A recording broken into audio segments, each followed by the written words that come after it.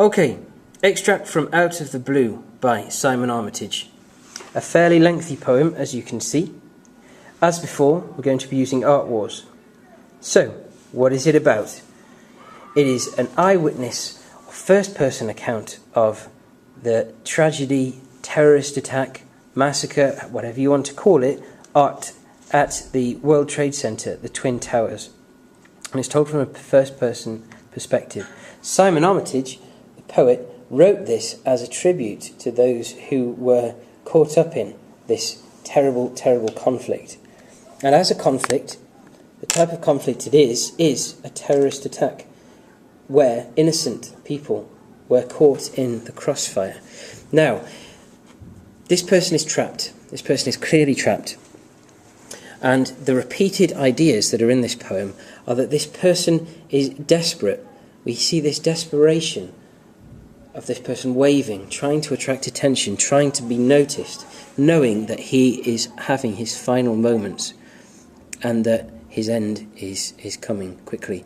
Now, it's a very, very desperate poem in some senses, in that there are a lot of questions. If you have a look, there are several questions. When will you come? Do you think you are watching a man shaking crumbs or pegging out washing? Lots of questions. And the repeated idea is this man is questioning what's going on. Maybe there's a bit of disbelief there.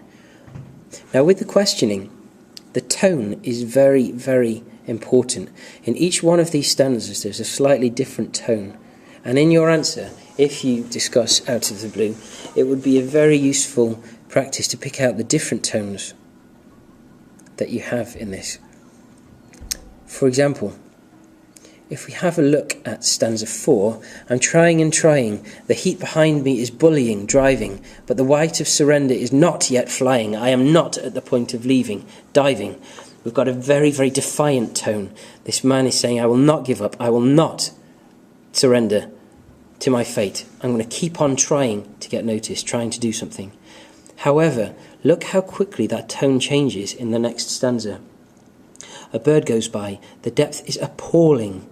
Appalling that others like me should be windmilling, wheeling, spiralling, falling. He's appalled. He's gone from being defiant to being terrified very quickly. And of course, with the terrible situation he's in, that's absolutely natural.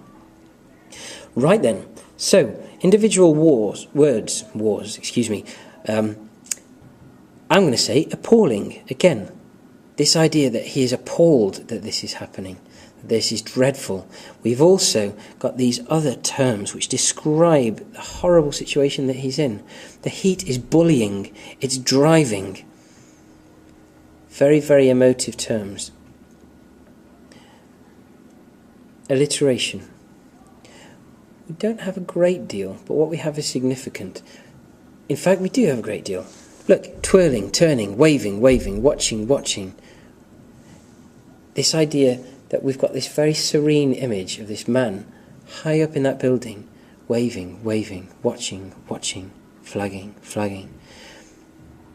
It has a very particular melancholic sort of effect, that alliteration, because this man knows he's reaching his final moments.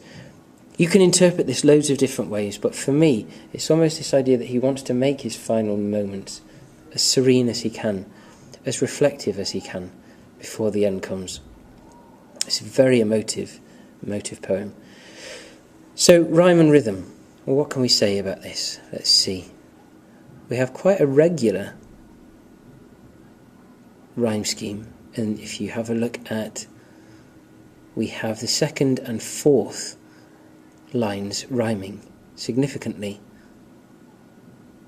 the whole way through.